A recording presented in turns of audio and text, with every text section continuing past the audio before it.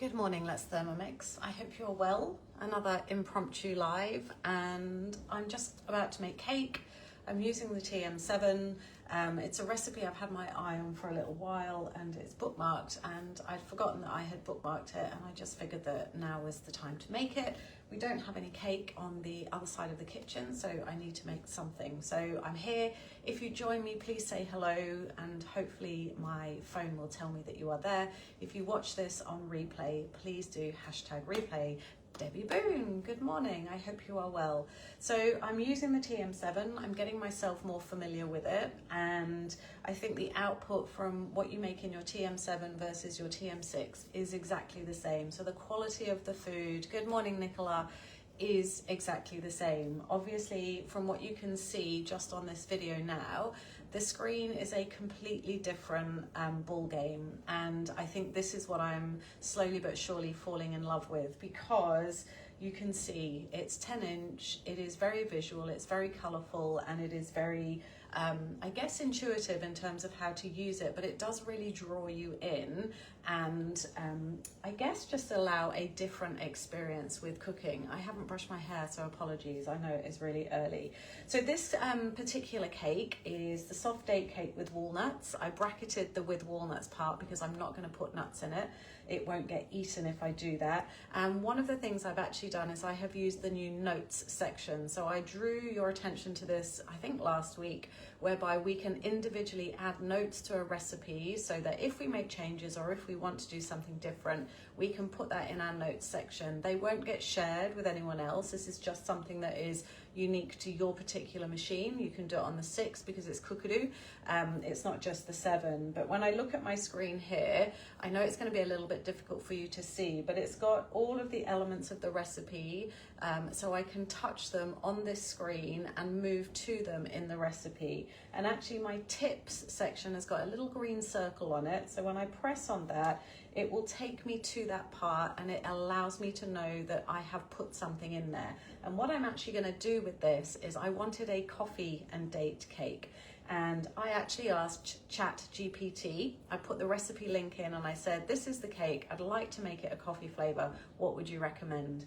And what it's actually suggested is that first part of the recipe is I'm going to soak the dates in water and heat them, and what I'm actually going to do is add a brewed double espresso and top it up with a little bit of water and do the soaking of the dates in coffee. It also suggests if you wanted a stronger coffee flavor, you could add 1 to 2 teaspoons of coffee into that as well. I'm not going to do that bit. I'm going to see how much the soaking of the dates makes a difference to the flavor. I don't want it to be too overbearing, so we'll see what happens. And then I'm in the tips section. The start button for any point in the recipe is always going to be visible, so you don't have to scroll back to the top. So I can just press start and the recipe will load up with the first instruction, all right? And that is to turn the oven on. And again, I know you can't see completely and probably can't read, but it just tells me to preheat the oven to 180 degrees. And there is a picture of an oven. Not sure we need that, but it's nice. And I'm just gonna press next. This uses a bundt cake tin, so the second note I had added, because I don't have the size of bundt tin that it requests, I have just asked it what size tin to use, and I have prepared my square tin. I've greased it and I have put some flour in the base of it. All right, so I can press next on that. And then if you wanted to add any nuts into it, walnuts, you could use pecans, you could even use hazelnuts if you wanted to. The first part of this recipe is going to be chopping those into pieces. As I've said, leaving those out. So I can just press next without having to have added any of those ingredients in, exactly like the 6, you can do that as well. But then what happens if I was going to continue with the chopping is there is an image of me to put the lid onto the TM7, all right? The lid is a little bit different in how it looks because it has got this outer casing because it needs to sit and allow itself to be locked into place, all right? Now it registers that I've got it, and it's got a padlock, which is currently unlocked. And if I started this process, that would become locked, and you know that the lid is securely attached. As I'm not doing this part, I'm just going to skip that step and I don't need to transfer the nuts into a bowl. So again, the simplicity of following what you're doing is amazing. Now we're going to that point where we're going to add the dates. So the dates are going to be the sweetness, and it asks for 190 grams. The scales are very, very sensitive. There is a very slight lag when you start pouring things in, so just be aware of that. And as I creep closer to the actual weight, I'm on 190 grams. It is now shading that, and it is going to tick and make a small noise to say, right, you've added 190 grams in. Now I'm not going to have 190 grams of water. Like I've said, I've brewed a double espresso. I don't think it's going to be 190 grams. So I'm going to add that in. It's 117, and I'm just going to top it up with a little bit of water. So again, as I reach that 190 mark, it will register that I've done it.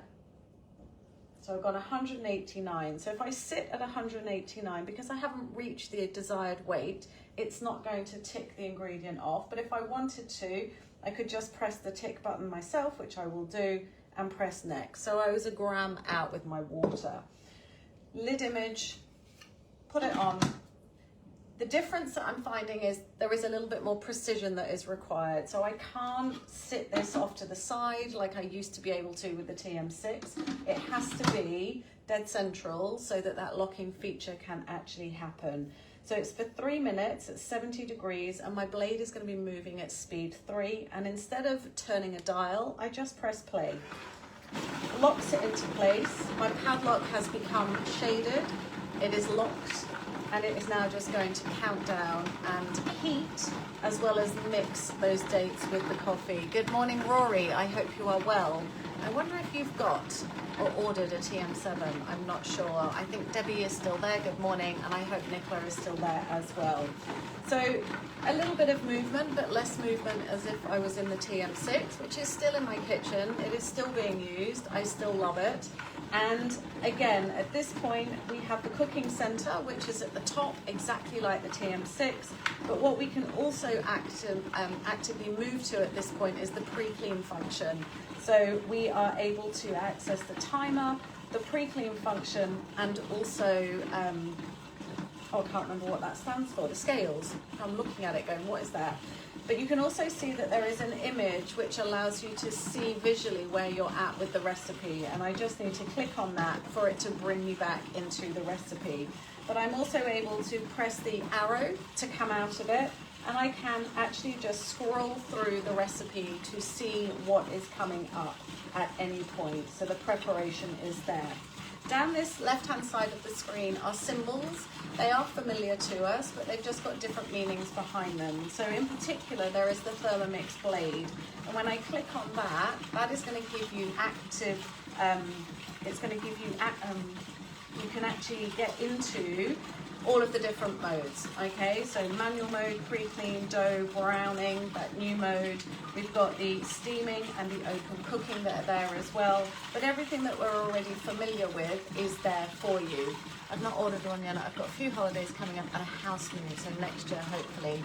You can see it moving slightly. Is it secure? It's absolutely fine on the surface, Nicola, no problems at all. So it's just obviously because the dates were full pieces, so it's probably just breaking those down a little bit. Again, I haven't done this recipe, so it's a new recipe, it's a new machine, it's a new learning curve for everyone. But it's the blade that takes you into all of those different modes. There are 9 dots at the bottom, and when you press on that, that is your settings section. So again, that's where you're going to connect to Wi-Fi, Bluetooth. I've connected my sensor. Your sounds, you can go into the display, and some of you might be pleased to know that you can actually have large font or standard font, so you can actually change what you're looking at. I am making a soft date cake without the walnuts in it, and I've made a slight change and added it into the notes. I am flavouring it with coffee. So in there, instead of water, is a double espresso topped up with a little bit of water, so that it's 190 grams of each of those ingredients. So it's finished. So what I'm going to do is just press on the little symbol that was at the top of the screen because I was obviously outside of the recipe, and it's brought me back to exactly where I need to be. The lid has unlocked and that visual is there for me, and I'm just going to lift that off and turn it. So what it has created is almost a date syrup, a coffee date syrup, and I can really smell the coffee, so I think it's going to be a really good flavor. Pressing next, and it wants me to scrape down the sides of the mixing bowl with the spatula. Okay, the new spatula. I'm not quite friends with this yet because I am very used to being able to just put this spatula with its two flat edges onto my kitchen surface and know that this part is not going to touch the kitchen surface. This is a different ball game, all right? So it either stands because it has got a base, or you put it up like that, all right? I keep forgetting and I keep just putting it onto my surface as if there's a collar that's going to prevent the spatula edge from touching my countertop. So it's something I just need to get used to, little changes like that. So I had a lot of risotto, not a lot, but you know what I mean. When I made risotto, that was the first thing that I noticed. Now, whilst it just says scrape down the sides, I'm also just going to get it all out of the lid. And again, it just fits really nicely to be able to do that. And just ensuring I'm getting that into the bowl. So I've just basically made what I would call a thick date and coffee syrup. It's very different in terms of its length. I'm going to remember to stand it on its edge and then put that back on and press next. Now, the other thing that has changed, good morning, Zoe, I hope you are well. Yeah, I think it's going to be really nice, Rory, 100%. I'm on step 9. Now, instead of on the TM6, you get one ingredient at a time. You weigh it in, you press next, and then you do the next ingredient. All of my ingredients that I need are now listed in the one step. So it takes you through each of them. So first off, I've got a little bit of coffee that's left, so I'm just going to add that in. There's no harm in it being even more coffee flavored. I am using plain flour, and it wants 220 grams. Now, I'm pouring left-handed, so let's hope I do this quite well. And again, scales are super sensitive. I love the visual.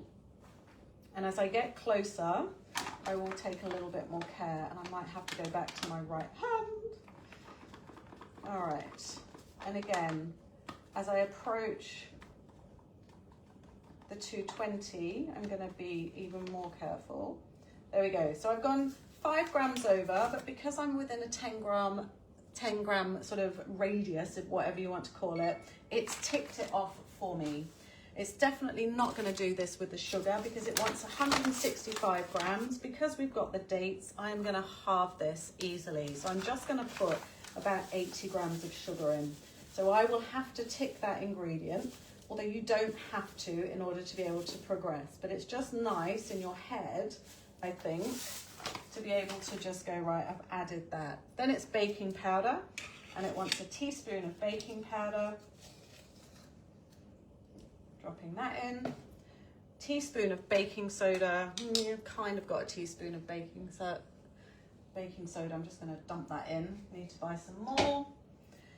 What do I need next? Cinnamon, a teaspoon of cinnamon. So again, adding that in, having bought that in bulk. I think I said a while ago, I use cinnamon a lot, not only in baking, but also in savory. I love it with mince. Teaspoon of salt. So I decided that's 400 grams of cinnamon. That's about a teaspoon. Again, it's mine, so it's a little bit more powdery, so I'll just put a little bit less in. 220 grams of butter cut in pieces. So I haven't weighed this, so we'll just go with what I need. And again, just those scales, move that, sorry if you can't see. Doesn't specify salted or unsalted. I consistently use salted butter, regardless of whether it asks for that. Dropping it in. 218, and let's just put a tiny bit, 219. It's not even gonna let itself tick itself off. So 220 grams, it's ticking it off. and it moves up because the egg was off the screen. So it brings that up onto the screen so you can see it. It's not going to register the weight of the egg because it's obviously different, so I've had to tick. And then it's a teaspoon of vanilla extract. I'm using vanilla bean paste, just giving it a bit of a stir because it's all settled. And I've dripped it absolutely everywhere. So let me just get one of my other spatulas. I am kind of missing at the moment that little thing that I have on the back of the TM6 with all my spatulas and bits and bobs. That's gone in. And then it asks me to press next. So there's no image of anything needing to be put on. And at this point, this is where the lid goes on. Again, needs to be in line. And for 40 seconds at speed 6, I press play and mix it.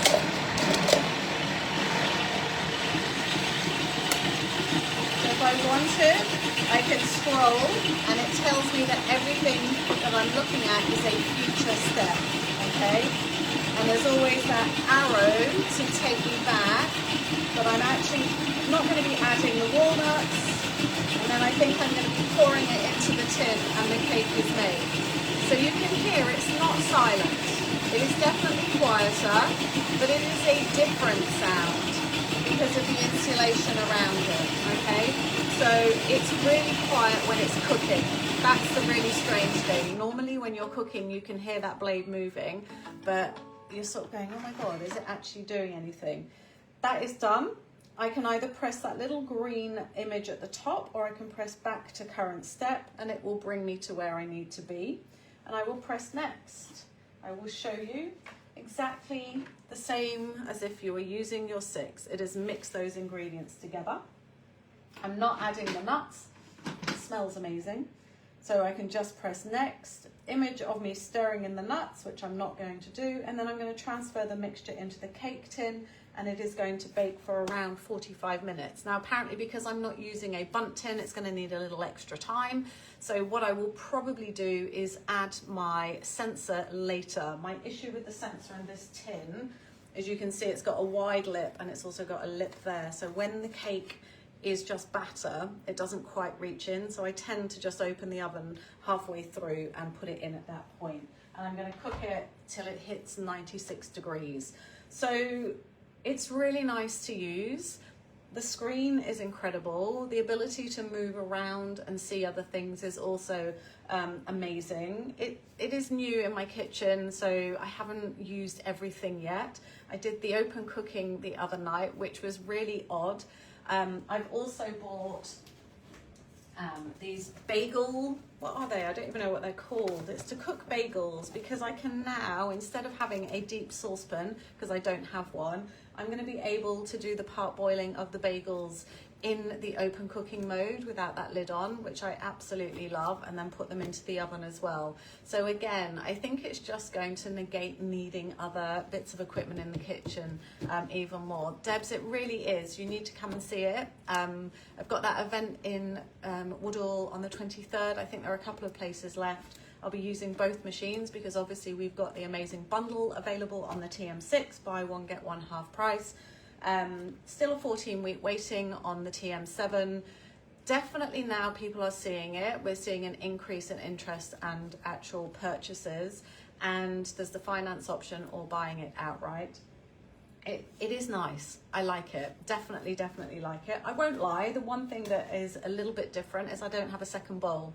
So being able to just take it off and carry on with something else is not available at that moment. That's why that little beauty is still there, and it will stay there because I absolutely love it. And I think I'm so familiar with the TM6, it's going to be hard to move away from it totally. So I will put that into the oven. I will put a picture up into the group once I have made it. If you have got any questions about either the TM6 or the TM7, or you would like to see it, I've got my online demo, Zoom demo this evening at 7 o'clock. I'm making 3 things. Let's go and have a little look. So I can press home. I can go to my week if I can find where to go to. Again, looking at something new, my week. Again, it's set out in columns, so it's very different visually, and it's a scroll down. So I am making grilled mushrooms with avocado and parsley dressing. I'm not going to be cooking the mushrooms, but I'm going to be preparing them. I'm going to marinate them overnight. I've already made my blackcurrant cordial. We've got a class on Tuesday, and I'm taking cordial with me. I'm also making more on Monday. I'm also going to be this evening making meatballs in tomato sauce because it uses open cooking and I cannot resist just trying it. What's the bagel thing you have? It's a L-E-K-U-E and it's, you put the bagel, let me get it out. It's like a cone, a witch's hat, and you put the bagel dough in circles on top of them, and then you can you see there? You can put them into the water and then you can put them into the oven as well, and they will cook so that they're in that shape. I just really like the idea of being able to push them into the water really easily with that and take it out as well. So I got them on Amazon.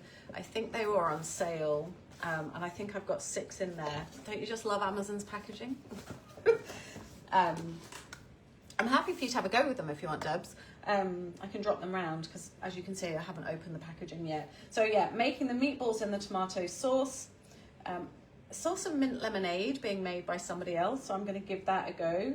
And then the final thing I'm making this evening, oh, it's been removed. That means I haven't decided what my third thing. I might actually make the cordial, to be fair, because I need more of it. The boys are drinking it and I need it for the class. So open cooking will be being used tonight on the online Zoom demo. You need to register to get that link.